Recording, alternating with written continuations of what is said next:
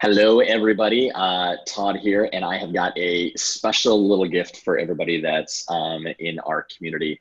An interview with the great Selena Sue, who's fantastic at helping people get their name out there, not only in the publicity world, but also making connections. That's actually what I think is one of your great strengths is, and I'm pointing up here because that's where she is on my big screen. Yeah. That's one of her great strengths is really developing and nurturing relationships. And me, someone who always talks about, business moves at the speed of relationships. It's just sort of apropos that I bring in someone else to talk about kind of their way that they went about doing it, because I can kind of beat the drum and you can hear Todd's message about how I did it or just how I look at things. But, coming from someone who's done it maybe a different way, but still values the same kind of process that I do. And really, I mean, I think you would kind of agree with it that that's probably been your number one move to help you get to where, you're currently at today, right? Yeah, 100%. Yeah, absolutely. I mean, I think So, that, for me, like there are a lot of things that held me back from even thinking that I could start a business because I'm someone who's, naturally introverted, naturally shy. And I also really enjoyed being that behind the scenes person, helping other people kind of become that next big star and get attention. And so I always thought, I would need to be an employee, or I wasn't suited to be an entrepreneur. But yeah, it was through meeting these other influencers who really believed in me. And sometimes you don't even see your own potential when other people see it in you. You're like, oh, I can do this. So yeah, that has been definitely the number one thing for me. yeah. So before we kind of jump into kind of like, how you go about connecting with influencers, and then how you go about also developing relationships with people in the media to help get your message out onto, other larger media platforms, stuff like that. Why don't you give everyone just a little bit of background about, who you are, where you come from, all that kind of good stuff as well. Yeah, sure. So, today I'm a publicity and marketing strategist, and my goal is to help entrepreneurs reach millions with their message. And this really started back in my late 20s when I had a quarter life crisis. And I was working at a nonprofit at the time, making about $42,000 a year, and was just really unhappy and feeling lost in many areas of life. And I found myself in this women's life coaching group. And in this environment, I started getting exposed to different books, thought leaders, authors, people like Louise Hay, Marianne Williamson, Deepak Chopra, and then eventually all these other online thought leaders and experts as well, like Danielle, LaPorte, Marie Forleo, Ramit Sethi. And as I started like discovering all this information, I was like, wow, this is so inspiring. And that, people don't just need the information, they need role models who embody that message of possibility, and show you, yes, it is possible to find your purpose, to start your dream business, to leave a toxic relationship or heal your health. And so I just got so excited about this information, and a lot of my friends had no idea who these people were, and I just wanted everyone to know about them. So I was like the person who So you were like the annoying friend who's like, oh my God, you gotta go check out so and so. Exactly. Like there was one email of Ramit's that I probably forwarded 35 times, like just like, oh, you have to check this out, it's so great, and I'd watch all these like videos and read all these emails, and I kind of dreamed of like one day being a part of this world, like supporting people like that. And so that's kind of when I got started. The seed was planted, and I went to business school because I, even though there were things about the nonprofit job that were amazing, I kind of hit this ceiling, and I just knew I needed to be exposed to other opportunities. And it was during business school I had the time to do different internships, network, meet people, develop those relationships that led me to starting a business. Yeah. Yeah. So what was it about the message that you were getting from those people that caused you to like start dreaming about some sort of new possibility? Because that's all the stuff I'm really interested in, because there's some people who get the message and they sort of hope, but they have a hard time seeing themselves do it. So Right. what was different about that for you? Yeah. I mean, so I think, the whole like taking action piece is huge. Like that's how I developed my confidence. So I'm someone who like, I see people that I admire, I feel inspired by them, and my mind just kind of connects the dots between people, ideas, and opportunities. So maybe I see someone, I'm like, oh, this person should know my friend who's a producer, with this TV show, or they should meet this influencer. So I just make things like that happen. And one of the things that really kicked off like my career is when I was walking home from a summer internship, and I spotted Ramit Sethi on the street. And he was my, number one favorite blogger, author, everything. So I was on the phone with my mom and I'm like, I gotta go. I like hung up the phone, and he was letting his parents into a car. Apparently, like I think he had his glasses on and he wasn't, just kind of like out of it. And I introduced myself. And he was kind of taken aback because it was like he wasn't expecting to meet a reader. And at the time, this was like maybe 6 years ago or 7 years ago. A while ago. But yeah, so it was a while ago. Most of his audience were like these dorky men. And I was like this young, like lively woman who was like so excited about his material. And he was doing these local New York meetups. So I started showing up to these meetups and his friends were there. And like, I remember he seeing me and Derek Halpern talking and being like, oh, so you two like know each other. I'm like, no, I just met him like 2 minutes ago.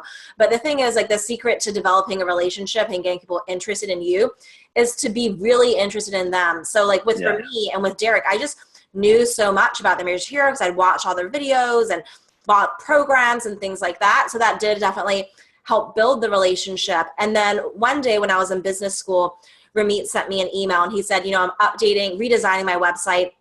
I've got these 2 mock-ups. I would love your feedback. And, I was actually ironically in my entrepreneurship class, and I like left the classroom, went to the library and like pulled together this focus group. And I spent 5 hours just getting like feedback and thoughts for people and like writing up this almost like a report. And I sent over like pages of ideas and he was just blown away. And, he shared it with his team. And I don't know. I know it seems kind of extreme, but that's like actually how I operate. Like those kinds of things are normal. And so when I do that for people like for me or Danielle LaPorte or whoever it is, like they really get a sense of my work. Some of these people I've worked with officially, after helping them pro bono, but it's like, I don't wait for opportunities. I just create them. And not because I'm being like overly strategic, but I'm inspired to support the people that inspire me and that I care about. So when you were talking to, so it's one thing for someone to know a lot about someone else's content and, you said you watched all their videos and read all their stuff. So it's one thing to come across as being like super interested in the person and being stalkerish, right? So like, how have you seen some of the mistakes that people make when they're approaching an influencer or a thought leader or, someone with a platform, whoever that might be? Yeah. So I think, one thing is like when people are having conversations with influencers, whether it's email or in-person conversations, in their mind, they feel like they've got this one shot. They're like, and they've been accumulating all this information about you and they see you and they just kind of want to spout out everything. And it becomes like this monologue. But, think about like, how would you interact with a friend? It would be a dialogue where there would be back and forth, like you say something, they say something. And so, oftentimes influencers will get emails that are like several paragraphs long with their life story or a multitude of questions. And it just kind of feels very overwhelming. And it actually makes the influencer feel guilty because I think everyone is flattered when people reach out to them and say that they've helped. But if it's just like too much to process and it's like it's unnatural, then it's really hard to engage in that kind of connection. And then the other thing, one of my favorite sayings is the moment you put someone on a pedestal is the moment that they start looking down on you. And so, it's not to say that we can't admire people and even look up to them to extent, but I find that a lot of people will say to me like, who am I to think that I could, talk to Todd Herman or talk to that person? Like they're so successful. They've got a massive business. They've got everything. And in their mind, they're kind of like, I'm nothing. I have nothing to offer. And so like literally when you enter a relationship and you're approaching them and energetically you feel like you're nothing, then you are like creating that kind of strange energetic dynamic that makes it hard to have a really like authentic connection. Yeah, I think that's, if there's one takeaway that people have from our conversation, that's the key one is that one. I mean, I get so many people that come up to me in public and I know that I have a certain personal brand that's out there of being, tough and hard around the edges and all that kind of stuff. But I mean, really, I'm extraordinarily welcoming when people come up to me. In fact, I was at an event a couple of years ago. A lot of like, big name entrepreneurs were there. And a lady from the UK was coming to the event, and she was a boxing promoter, always competing against Don King. Like she was really, operating at the highest level. And she did a wrap up of that 3-day event of like, 8 people that she was really inspired with meeting. And, my name is on the list. And she had said, I'm someone who's never intimidated by anybody, but I was specifically intimidated to meet you.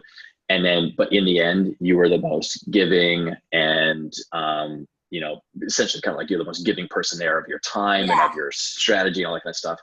And I like having that kind of like, hey, when you peel the onion, that's actually what's sitting there and not what the expectation is. Right. But to your point, it's that whole pedestal thing. I did it when I was with my first mentor, Jim Rohn, and he actually called me out on it right away. He's, it's very uncomfortable for me to be on that pedestal. I don't belong there. And what you do is you end up setting someone up, if you put them up there, that you think that all the things that they touch are gold and they're just perfect in every area of their life. And then all of a sudden they're going to disappoint you at some point in time. And then you might end up dismissing every single great principle or idea that they ever gave you because you're like, oh, they're not the person that I thought they were, kind of thing. Right. And especially nowadays, we do this a lot. I mean, the online kind of ecosystem of trolling people, and we love to like set people up and then knock them down, then see them rebuild again. And it's just it's kind of like the terrible part of the narrative of society right now. Definitely. I want to talk about one more mistake though, if we can. Okay. Yeah. Yeah. So I think another big mistake is that there'll be, like, let's say somebody, feels really excited about your work, Todd, and they kind of feel it in their heart. Maybe they tell a friend, but like they never take the time to actually tell you, the impact that you've made, their success story. Yeah. I mean, they could be a case study, or people thinking like, that they have to wait for these opportunities. Like, oh, how can I read Todd's mind? How do I know what he would need help with? But, I know that you're working on a book and you'll be releasing a book one day, that it's not rocket science to kind of figure out like what you would need help with. So just off the top of my head, it's like, okay. And this is what I did with, Ryan Levesque. So I was in his mastermind when his book came out. I offered to help him with publicity and I made a few key connections. I got him some major media. And then I also rallied the group. So I happened to be in a mastermind with him with 30 people. And sometimes it's hard to tell other people who are paying you, hey, like promote me, get the word out. And so I was like, hey guys, we have to support Ryan. This book has been many years in the making. And, it's so important that we get like these Amazon reviews in the first week. I left the first review, actually, it was like 3 a.m. my time, which is like midnight, on the West Coast, which is when the reviews open up. So I like left the first review. And then I also worked with his team to, send and develop this like Amazon review guide to like walk people through it and kind of set a goal. If we want to get 100 views, help us, or 100 reviews, help us get there. So things like that. Or also like, let's say you've got a small group program, instead of buying one copy of someone's book, like buy 10 copies or more. Or if you're doing an event with your, clients, like take a photo of all of you holding up the book, and that person, the expert can use it in their social media. So there's just so many things. A lot of times people just don't know what to do, but it's not that hard because we all need the same things. We all need to grow our business with new clients. We need promotion. We need to be connected to people who can help us reach our goals faster as service providers, or maybe they're other connectors. So I just want people to know that there's like, there's nothing really holding you back from being the kind of person that can add value and making an impression on the people you admire. Yeah. So when you think about the kind of influencer world, why do you think it's kind of important to develop more relationships with more influencers? Like, why is that an important part of the equation? Yeah. And actually one thing I want to add is like how I define an influencer, because people may, kind of look at that term differently. But to me, an influencer is someone who can help you reach your goals faster. So yes, Oprah Winfrey and Richard Branson are kind of influencers in the world, but the influencers for you personally, because we each should have our own customized influencer list, are people who are connected to our goals. So maybe your goal is to write a book, or maybe it's to grow your email list, or it is to travel the world with your kids. Your influencers would be people who have achieved that goal. Maybe they're, a couple of steps ahead of you, maybe they're on their way, or they're connected to resources that can help you. And so really, like, I feel like behind every opportunity you want, whether it's a client, whether it's a problem you want to solve, whether it's publicity, there is a person who can give you the opportunity, who's going to say yes, no, make the introduction. And so it all comes down to people, and these are influencers. And also, you know, and this connects to publicity, but, you know, influencers are also people that can get you seen, you know, on the media, on their platforms, you know, in their newsletters. And, you know, it's one thing for you to tell the world like, oh, I'm the best at what I do, and kind of talk to people one-on-one and try to convince them. But if you've got someone else who has authority, who has influence amongst their audience saying, you guys have got to check this person out. Like, she is incredible, like insanely good. She's my go-to. Yeah. Like, that means a lot, that third-party endorsement. And then also, like, potentially, whether it's 10 people or like 1,000 or 1,000,000 people are hearing that at once. So that's kind of how you create leverage in terms of, you know, being seen as that authority, which helps you, you know, impact more people and reach your goals faster. I like your definition of influencer too, because what it does is it actually creates a more inclusive circle of the types of influencers. Like, you know, there's because a lot of times people think that they're not an influencer because someone else has more people that they know. But you know, I have got a friend who has run a yoga, you know, basically an online yoga business for the last probably 15, 16 years. And he's he's the most profitable yoga teacher that there is out there. And he has a metric. He doesn't allow his email list to get above 2,500 people. So it's almost like you earn the right to get on his email list. And so what he does is, and he lets people know, as soon as I see that that you don't open or click through on my emails after a certain amount, he doesn't actually tell people how many to keep it a mystery. He will delete them. Wow. Off the list. And then that person has to wait in a waiting list in order to get on the actual main list. But he runs, you know, there's a lot of people talk about lifestyle businesses. He's the one who actually does live a lifestyle business. That's not what my ambition is. I don't want to live a lifestyle type business, but you know, he earns about $1.5 million a year from his tiny list of 2,500 people.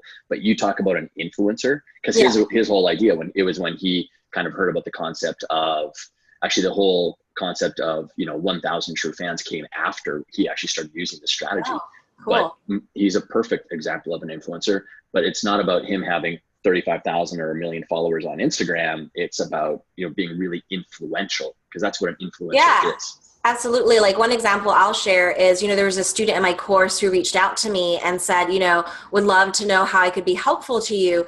And usually I tell people, like, that's not the best way to approach an influencer. However, I already knew her, and I knew that she was, you know, an ops wizard. She was connected in the project management industry. And so at the time I was actually looking for a project manager / director of operations type person.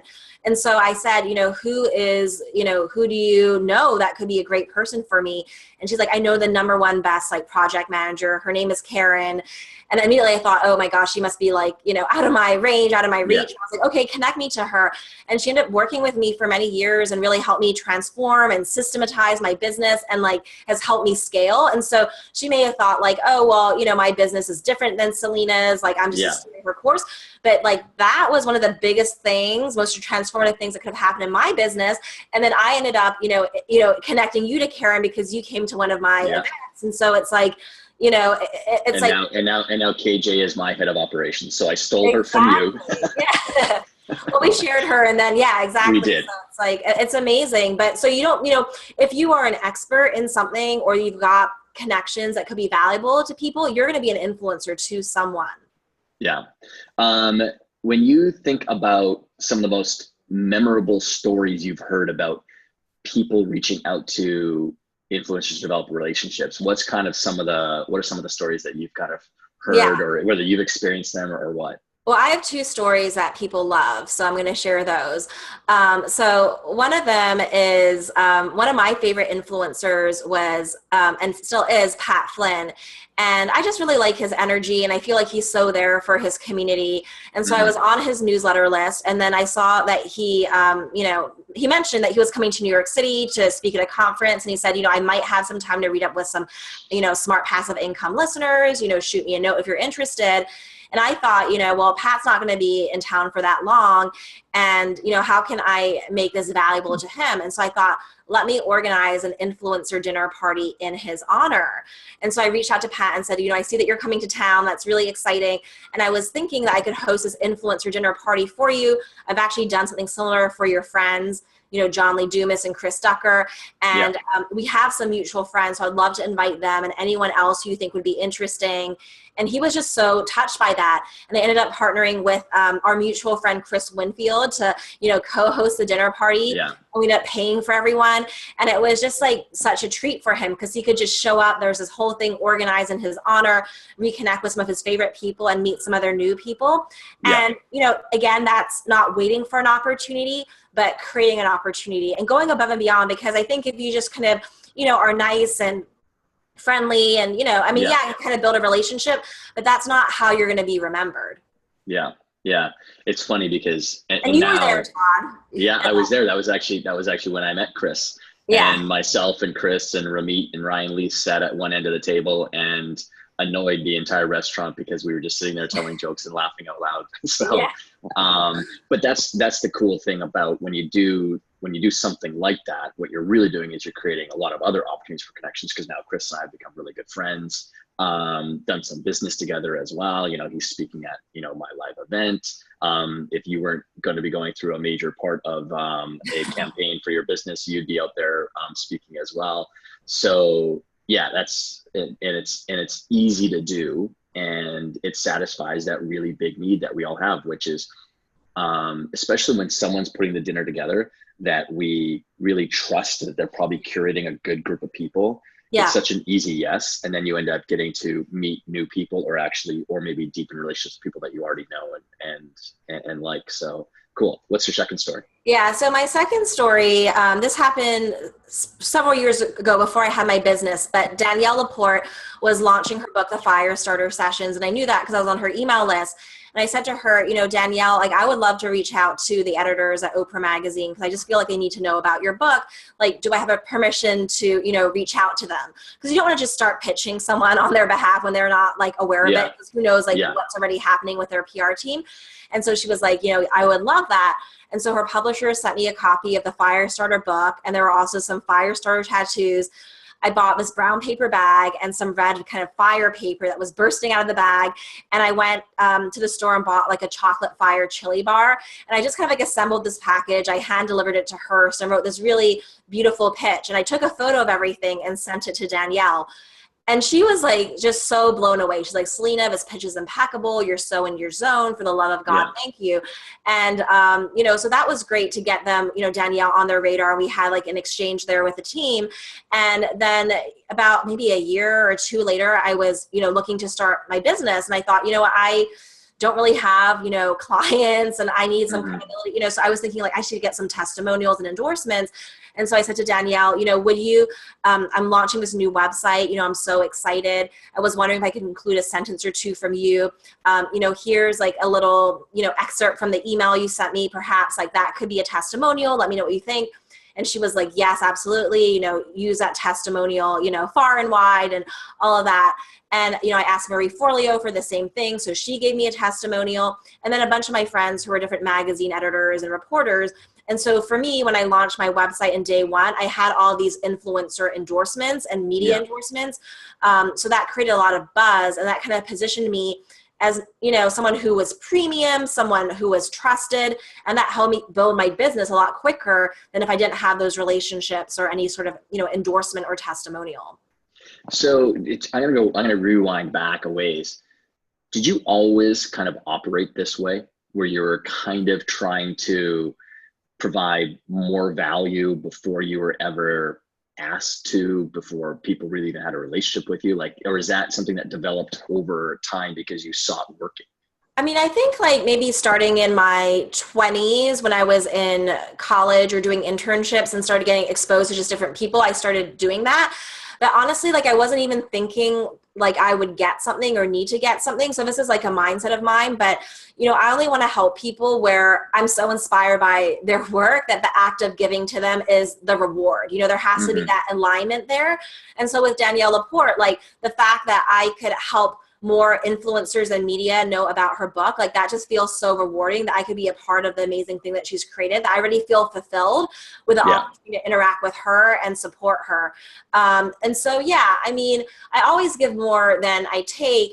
At the same time, and I don't even know if I like the word take, because I guess it's just like, you know, seeking support. You know, you know, there was definitely a time where it was like uncomfortable for me to ask for help, but now like I ask for help all the time, but not in like you know, overbearing way, but you know, I like to know like, oh, is there anyone you recommend for this, or any feedback, or you just went through this launch or experience, like what are your top tips? So I'm definitely leaning on my network, but I also want to be that person that gives back a lot. And the thing is, like, when you give so much to someone else, it feels gratifying to be able to give. People like to give, but you know, people's time is limited, so they can't, you know, invest in like, you know, 1,000 relationships, but maybe there are, you know, several dozen people that are important to them, or a dozen, you know?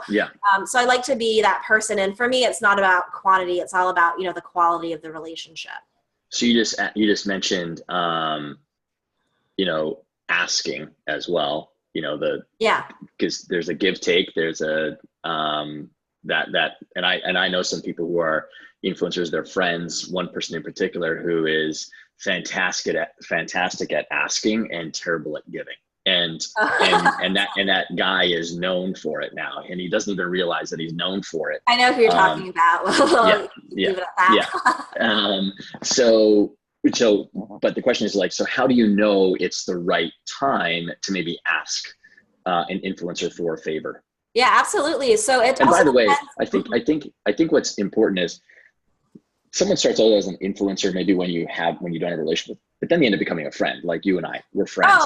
It's not like you're looking at me as an influencer. That's a byproduct of, you know, the way that I run my business or something. But and also connected to that idea, Todd, is like a lot of people will say to me like, Selena, I don't want to be a super fan. Like, I don't want to be a fan girl, but I'm like, honestly, like I'm a fan girl of like all of my mentors, all my fans. I'm a huge Todd and Herman fan girl, and it doesn't really matter to me. It's like, it's great to be excited about other people's work, but it's also like important to know your own value too.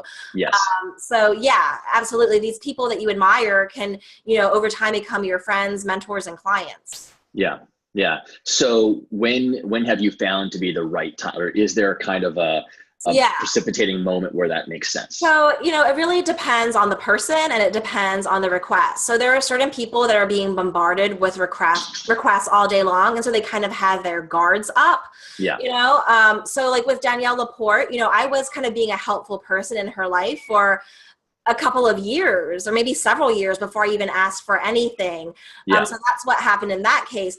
But there are other people who maybe, you know, we meet for coffee or we have dinner, and during the dinner we're like talking about what we're doing, and I'm like, oh, I can help you with this, and that person's like, oh, I can help you with that, or I identify an opportunity. We just kind of, you know, talk about right then and there because it's organic. But the thing is, when I'm making asks, like I always want to put myself in the other person's shoes. So like, if I were them, like, would this be uncomfortable for them? Or is there a reason why they would say no? Because I just assume, and this is really the truth, is that most people are like incredibly busy. They have no time. They wish they had more time. They wish, you know, they have so many emails that are unresponded to. And so you're going to ask them for something. It's like, you got to make it easy for them, and they've got to feel inspired or excited or see it as some kind of win-win, or it has to feel gratifying in some way. Otherwise, if it's just something that's going to make someone uncomfortable, or it's not appropriate based on the level of the relationship, then, you know, don't ask. So, you know, one way to kind of, you know, hedge is to have an easy out. So sometimes when I ask people for things and I'm not 100% sure, I'll just say like, you know, hey, I just wanted to run this idea by you. You know, I was wondering if you could, you know, help with XYZ, but totally understand if it, you know, doesn't make sense for your business right now, or it's not the right timing, or you're too busy, so that they feel like fine with, you know, saying no. It just kind of takes the pressure off to be like, I just want to run this idea by you, or see what you think. Or maybe it's like, you know, I think asking people for advice can be very, well, so if you don't know them, it can be inappropriate if you send an email like, oh, help me figure out my business.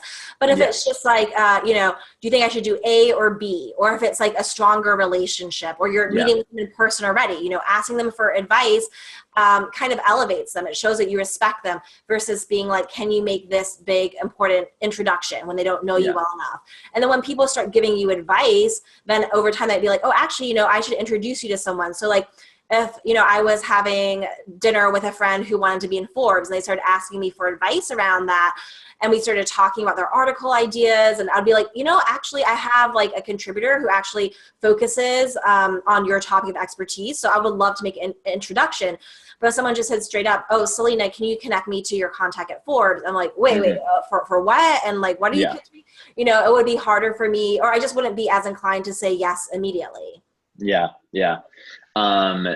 With that whole email thing. So giving people options. I actually talked about it inside of my Inside Not of the Year. And you know, when people send in their questions ahead of time, I always say, I need 3 options. And the 3 options is so that people just don't ask me like a really big question, because if someone asks me a question like, hey Todd, how should I market my business? It's like, you know, good luck even writing out your options for that, right? You want me to answer that in 5 minutes? That's a hard. Give me something specific that I know is actionable right now. But the reason getting people to put down their options is it allows me to see their way of thinking and where they have where their knowledge and skills are. So I could even care less what their options are. It just informs those things. Plus it also shows that they're putting in the effort too, not trying to dump the effort on me. So that's one thing. And then, you know, I've had 2 conversations with a couple of billionaires in the last 6 months, and both of them, and they don't know each other, but both of them had said, because we were talking about communication and meeting people, and we were talking about mentorship actually. And both of them said that they probably slave over the sending of an email for about an hour. They spend that long spending, like if they're either asking for something or if they're introducing or whatever, they'll spend a long time on that email. And it's funny, like most people think that, you know, I've got my good friend Brian, who's the CEO of Ogilvy, the big advertising agency. And I know Brian well, and I've seen him work, and the people who are at the top spend an inordinate amount of time focused on the details. Everyone thinks that people at the top just think about the strategy and just let everyone else take care of the details. But where I saw it is him and I were both working on a presentation because we were both doing a joint speech together at the Direct Marketing Association in San Francisco. 40,000 people come to this event. And he and I were working on the slide deck together. And one of the marketing assistants had put it together.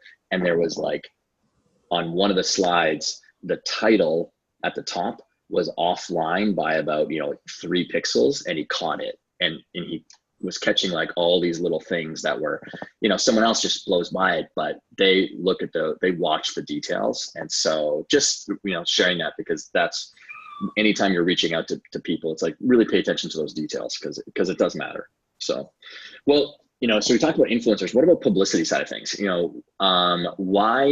Why do you think in today's day and age, publicity is so important for like entrepreneurs or thought leaders or, anyone of that ilk? Absolutely. So publicity is all about getting people excited about your work. People think, oh, publicity is just about kind of old school stuff like magazines and TV, which still have its value, but it's all about, developing that skill to get other people so excited about what you're doing that they want to open up their platform of 1,000 people, 100,000 or 1,000,000 people and share your story, your ideas, your expertise, your products and services. So, that's something that's really important. And I mean, that's how we get people to come to us. It's like other people are endorsing us, talking about us, with these influencers that, we admire. A lot of them have these platforms that are a form of publicity, like podcasts, video interviews, I mean, even the Facebook lives that they do. I mean, I see that as kind of, part of the publicity picture. And yeah, so it's just huge. And also, the thing is people understand publicity. So, for example, my friend Laura Belgrade, she just got in Forbes recently online. Yeah, and she posted a picture like, I'm in Forbes, and talked about it. And like within maybe, I think it was 6 hours, she had 260 people like it and like dozens of comments. And, with her other posts, she gets engagement, but not, 260 likes within like, just a a couple of hours.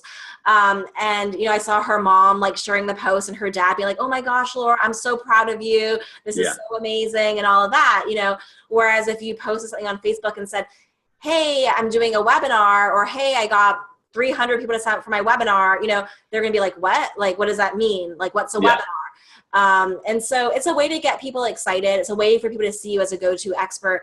I know for me, when I was getting a lot of publicity, you know, with Fast Company and Business Insider and all these places, like people in my audience were like, Selena, I'm seeing you everywhere. This is like a sign that I have to work with you.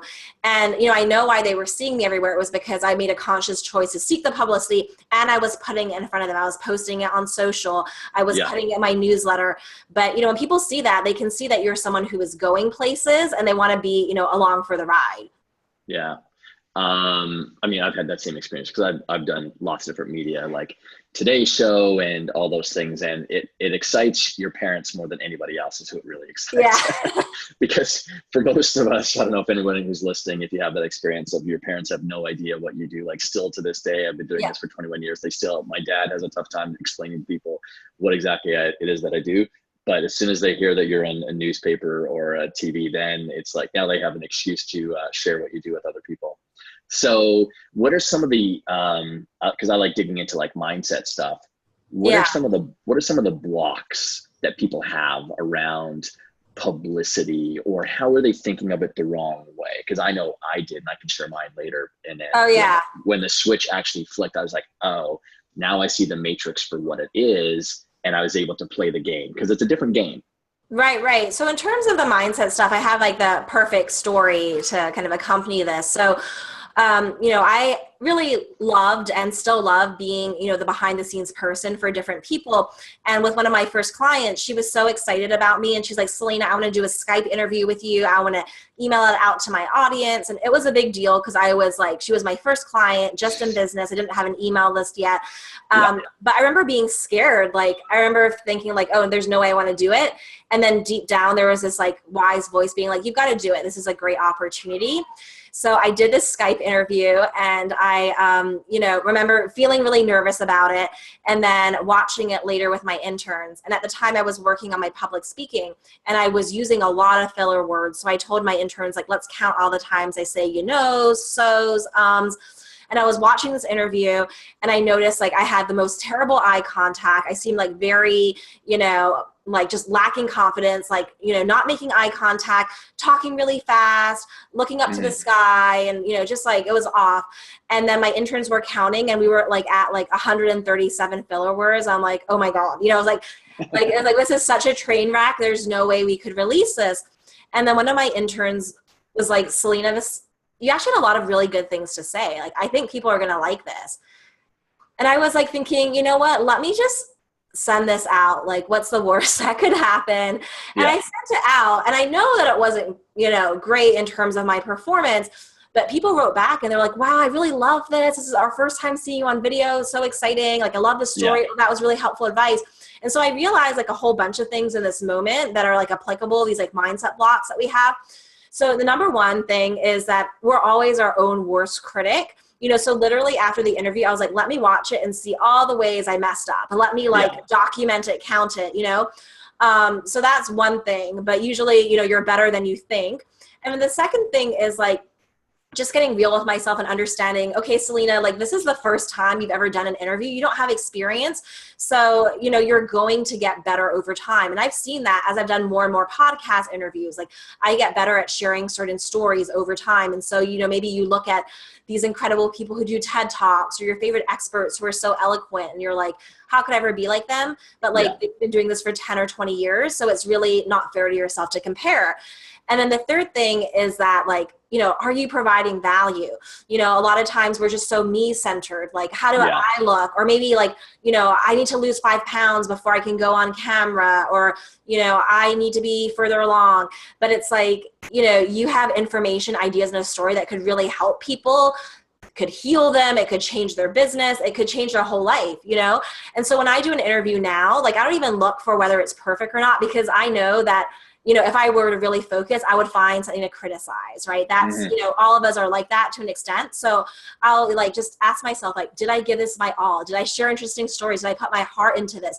is it going to help someone? And if the answer is yes, and it's like, I did a great job, I'm done, I can move on and pursue the next interview versus agonizing about whether I was perfect or not. Yeah. I remember when, on this note, because it came up when I did my first ever, well, not first ever, but it was a speech that I gave to when Forleo was doing events here in the city. And I came in and talked to, did a speech to her group. There's a couple hundred women that were in the audience, and I was talking to them about, just working with athletes and mindset stuff. And, I said, it's a common thing that's in the self-help personal development world where people talk about fear of success, fear of failure. But I said, success is such a terrible term, because now it's been basically co-opted by, success means money, kind of thing. But success 100 years ago didn't actually mean that. So if we just take that success word out, and if we exchange it with the word value, no one has a fear of being more valuable. Right. And, when you go out there, and if that's really what the main crux of what you're trying to get out there is, I'm trying to be as valuable as I possibly can to other people, it removes a lot of that kind of emotional angst that some people have. So it's a great point that you brought up.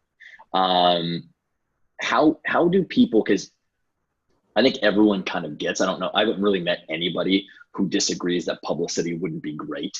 Right. Whether or not they, because publicity nowadays, maybe it doesn't drive a ton of traffic, but it's a great social signal of validation or credibility or all that kind of stuff. Sometimes it can send a ton of traffic, right. and customers your way. But how do people figure out what's the right publicity for them? Yeah, I love talking about this so much because I just have this big strategy mindset. And I think that a lot of people that do publicity, it's just about like getting the hit, but it's like they don't know what to do with it or really what the right approach is. Yeah. So I think that's really key, because with all of us who are business owners, like we have limited time. So like, let's make the most of the publicity we're pursuing. So I have this, 5-step framework. It says publicity pyramid. So imagine a pyramid, a triangle, and there's different levels. So the bottom level is your home base. So that is your website. So when people, are looking to feature you in the media, they're going to be curious about you. If you're calling yourself an expert, they're going to Google, is there anything about you online? Do you exist in some way? So, yeah. and I don't want people to think that they need to have like a fancy schmancy website, because I had a website up on day one that didn't change much for, 5.5 years. I've just kind of updated it recently and have a beautiful new website, but just something that shows that you've got a presence online. Yeah. So that's like number one, that shows that you're an expert. And then the next level is guest posts. And what I really love about guest posts, it's a great way to really develop your thought leadership. You can talk about your story, your ideas, and your philosophy in depth.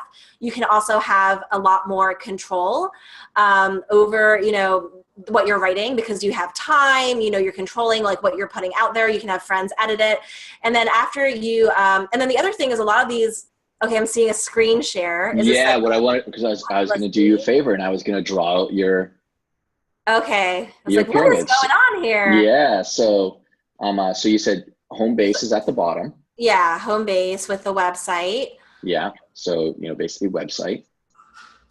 Perfect. And then it's guest posts. Okay.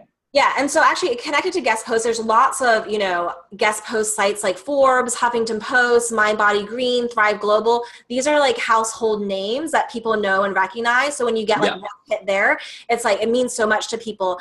And also with guest posts, there tends to be more of an opportunity to drive traffic, because, you can link back to your site oftentimes. So that's great for SEO.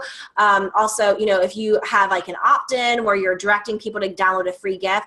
So guest posts are like the next level. After that, it's podcast interviews or video interviews, So what's great about that is, sometimes it can be scary to kind of have this back and forth conversation. But if you have written your story out, in the form of a guest post or express your ideas, you kind of have had practice expressing it. And now you're taking it to the next level by having this back and forth conversation. Now, what I love about podcasts, which I think is really important for us to talk about, is that, this tends to be really great for consultants, coaches, service providers who have, high-end services to sell.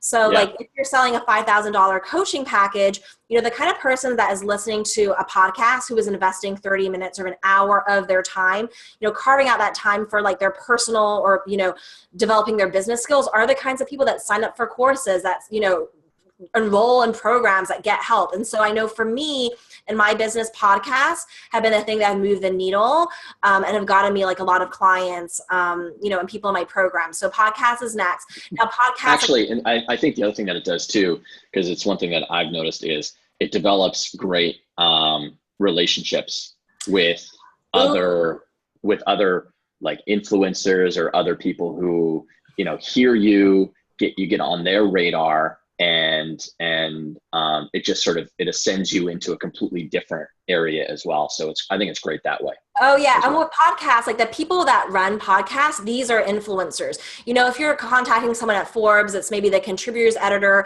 they're, you know, one of a multitude of people, but the person, you know, that you're contacting the podcast is the host, is the business owner, is the person that has that relationship with their tribe. And they've also probably interviewed dozens or hundreds of other top influencers for their podcast. So these are super connectors.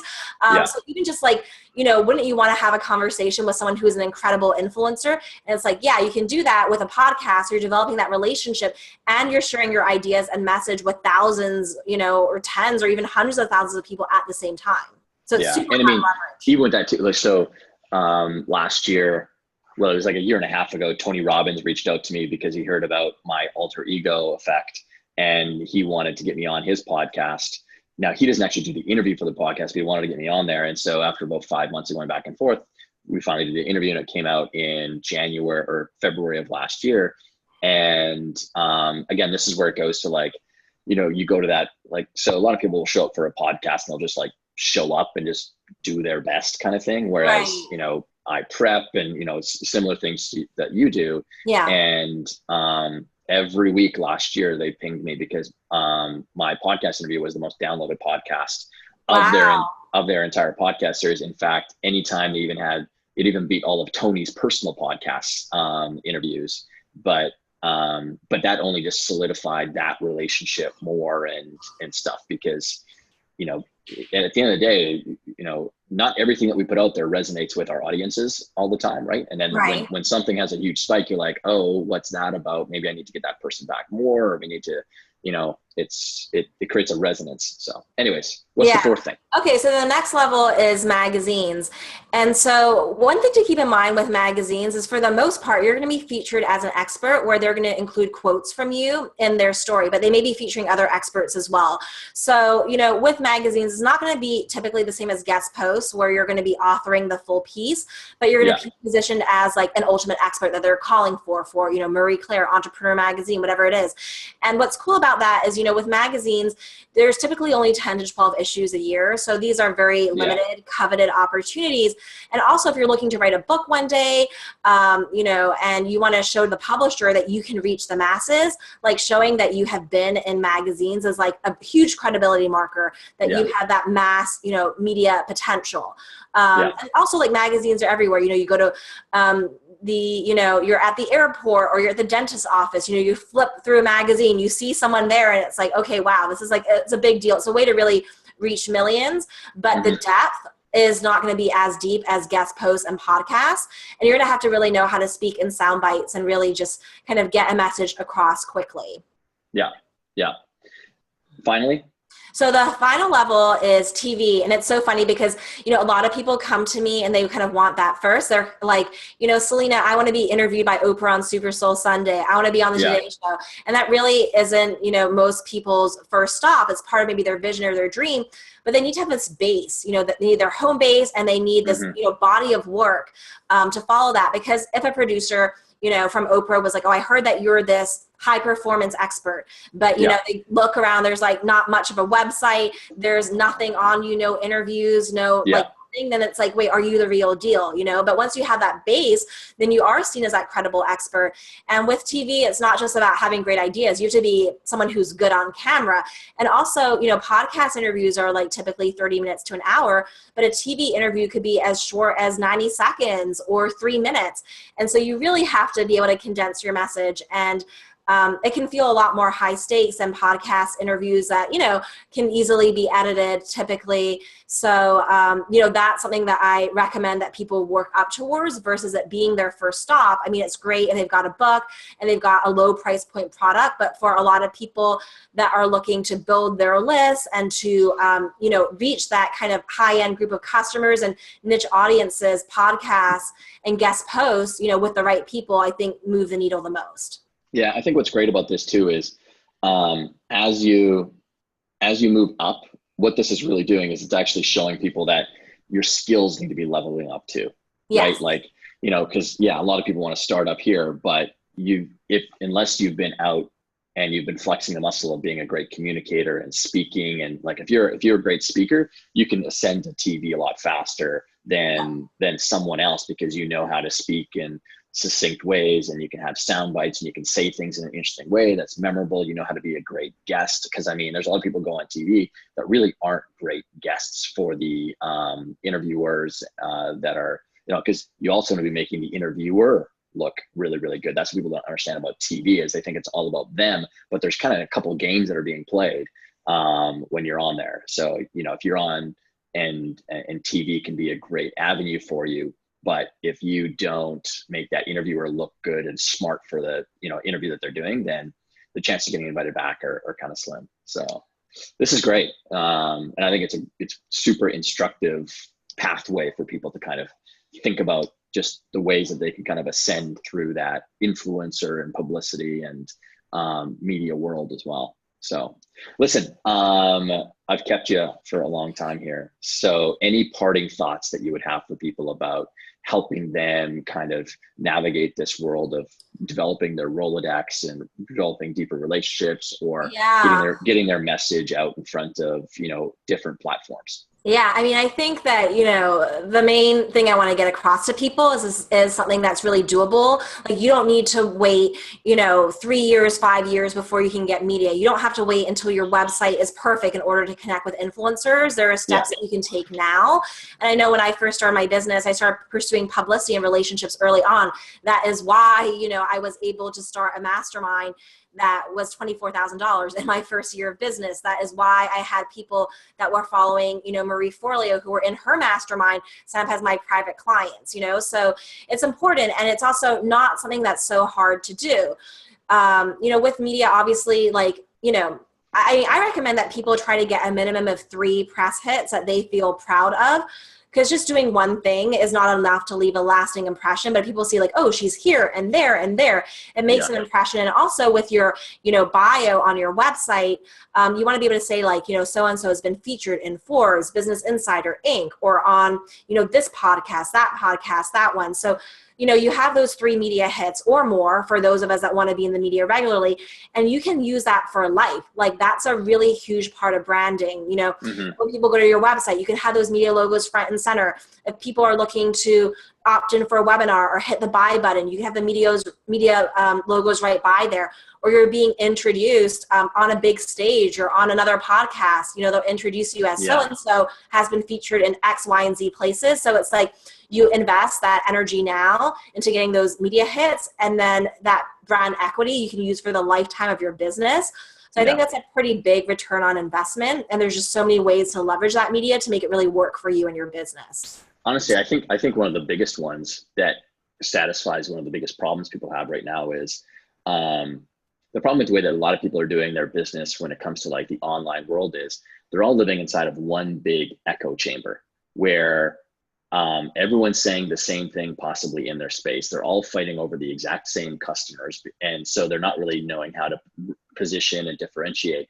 And so most people aren't kind of getting exposed into different, distribution or marketing channels. And I think that's the one really big opportunity for people when they start tapping into the different media platforms that are out there is it actually starts to get you exposed to an audience of people that isn't getting hit with the exact same messaging that the rest of, your customer base is getting hit with every day. And all of a sudden you start branching out. And then the second thing that it gives you, and this is something that I've experienced personally, is it actually creates the opportunity for brand new business opportunities to show up. Like for me, back in 2010, when I won the whole world's greatest salesperson thing, that campaign was successful. Ogilvy and YouTube were driving traffic to this contest that they were doing. So, and that's a conversation that you and I could have for another day around, leveraging massive company contests as well. Because think about it, no one's launching a contest because they want it to be unsuccessful.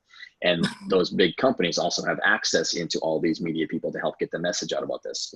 Ogilvy did, New York Times ran stuff on it, Wall Street Journal ran stuff on it, Today Show ran stuff on it as they started the contest. But after I had been named as a finalist and was getting sent over to Cannes, France, to the advertising festival, I then took that story and because I was Canadian, even though I was down here in the States, I went back to my local city where I lived, Edmonton, Alberta. And I was like, hey guys, there's this, I'm going off to this world's greatest salesperson thing to represent Canada. That picked up the story. So CBC Radio in Canada started to do a piece on it. Edmonton Journal picked it up and run an article. So then I took the Edmonton Journal article and I reached out to the Vancouver Sun, the Calgary Sun, the Toronto Star, every single major newspaper and said, hey, you're just pointing fingers back to those other publicity pieces. Well, when Ogilvy finished up doing the campaign itself, they always do a retrospective on, how much did we actually earn from this? And they call it earned media. Yeah. And their earned media that they got, what personally was about $8.5 million. Wow. And that's like, okay, so how much is a half-page article in the New York Times worth? Well, that's worth $285,000. This and this and this. My personal earned media that I got on my own was $24 million. Oh, wow. Because I was on the homepage of Canada.com for a week. The largest national news TV on the national news in Canada. They did a 7-minute spot on me. They came to my house. They interviewed me on what it takes to be a good communicator and good salesperson, all that kind of stuff. Anyways, I got reached out to by politicians to be their head of communications and help them with campaigns and all these, it just opened up to a brand new audience of people, right? So that's kind of that's my favorite part about media is the exposure to just opportunities that, Oh, absolutely. You can't ever expect. Yeah, because you never know who's listening to that podcast interview or who's reading that article. There could be one person who's a key influencer, and that could change everything. And like you said, it's not just the media that's the opportunity, it's everything that comes from it. So for example, maybe, one of our mutual friends, Dory Clark, she wrote an article in Harvard Business Review that led to, people saying, do you want a book deal? So that people getting opportunities to do TED Talks or speak on big stages or do partnerships with brands. One of my students in one of my publicity program, she's a sleep expert. She was just getting started, but through my program, she just got so much media for herself that this company was like, we want to sponsor you, we want to pay you, we want to fly you to different places and put you in front of all these media contacts and it's incredible. And she's also gotten high-end clients through that and exposure and been paid in the process. So there's so many different ways that this can unfold. Media is a big door opener. And then just to wrap up with one more thing is the other thing that you can do that most people don't think about is they think of media as very transactional. Hey, I got the thing in Huffington Post and that person wrote an article on me, or Marie Claire magazine wrote something. But most people don't think about how can I then go and help that writer or that producer or that video person be more successful. I know you're fantastic at this. And so, how can you then help that person achieve their goals? So for me, I just stayed in contact with the people that were helping me out in Canada, the people were giving, that ended up, putting me on, these different shows. And it developed into a really great relationship. Now, actually in Canada, anytime something happens that's a big story in America or in New York City, I'm actually one of 3 people in that are Canadian citizens that they reach out to in the United States. So when Hurricane Sandy hit New York City, now I don't need that as a story, but I was on the national news in Canada because they call me and, or actually what I did was I actually reached out to them and said, hey, because we were going back and forth like a month before that. And I said, hey, do you want me to go out and do some photos on the streets of behind the scenes of what it's like in the area? And they were like, oh my God, that'd be amazing. So they did that. Then they brought me on for a, satellite interview. But when Osama bin Laden was killed, I was on the national news in Canada talking It's about hilarious. so right, because they're like, what's it like in New York City? What's the sentiment now right now? And so I did like a 7-minute spot. So, which does nothing to build my business, right? It's But just the relationships are amazing. the relationships. So anyway, parting thought at all, Selena, or where can people go? We'll have a link below here where people can get more information, but where can people go to get more on what it is that you do and how you can help? Yeah, people can go to my website, selenasue.com. It's just newly updated after 5.5 years, and I'm quite proud of it. I also have a free gift there that they may want to check out called How to Get VIP Access to Media Influencers and Online Stars. So I share specific stories of how I connected with some of my top influencers, different ways to kind of build your influencer network. Yeah. So people can go check it out on my website. Awesome. And I know that you do have a program. I think I'm in the program. Am I in Impacting Millions, or am I in a different one? You're in a different program. Yeah. Although maybe we might do a case study on you and put it in Impacting Millions, because I like the ways that you've leveraged the media. It's really clever. Yeah. So, but she's got a great program on the whole using the stuff that we just talked about, influencers and publicity to, get yourself out there, get access to new people. So we'll have all that information below the video. But Selena, thanks for taking the time. Appreciate it. Yeah.